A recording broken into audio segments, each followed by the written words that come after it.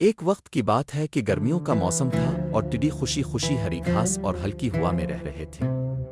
वो सब मज़े से खाते खेलते और उड़ते रहते थे। एक दिन उन्होंने देखा कि कुछ फल और सब्जियां हरकत कर रही हैं। ये देखकर वो बहुत हैरान हुए। टिड्डी के लीडर ने करीब जाकर देखा तो पता चला कि ये सब चीज़ें जो फल और सब्जियां हैं चींटियों के पास जा रही हैं। चींटियां ये सब खाना अपने ज़ेर ज़मीन घरों में जमा कर रही थीं। टिड्डी के लीडर ने पूछा, तुम सब ये खाना अपने घरों में क्यों ले जा रहे हो? चींटियों ने जवाब दिया, सर्दियों का मौसम आने वाला है, इसलिए हम पहले से तैयारी कर रहे हैं। अगर हमने अब मेहनत ना की तो बाद में बाहर निकलना मुश्किल होगा। टिड्डी हंसकर बोले, हम लंबे हैं, मजबूत हैं, हमें किसी चीज की फिक्र नहीं। और वो रोजाना आराम करते, खाते और खेलते रहे। इस तरह कुछ दिन गुजर गए और गर्मी का मौसम खत्म होने को आया। टिड्डी ज्यादा खाने की वजह से सुस्त और मोटे हो गए। आखिरकार सर्दियों का मौसम आया।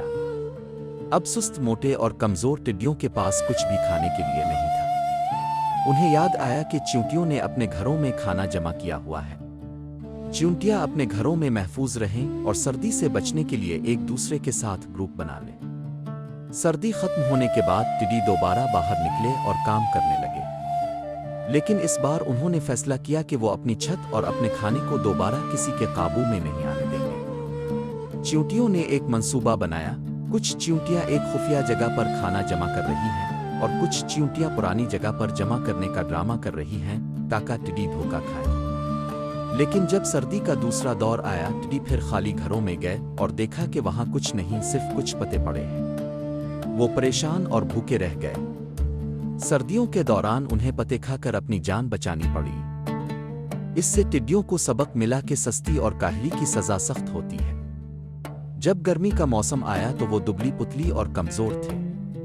आखिरकार वो कुछ फल और पत्ते खाकर दोबारा सेहतमंद हो गए और खाना जमा करने का काम शुरू किया। इस कहानी से हमें सबक मिलता है, हर काम मेहनत, ईमानदारी और सच्चाई के साथ करना चाहिए, क्योंकि काहली और सस्ती हमें नुकसान पहुंचाती है।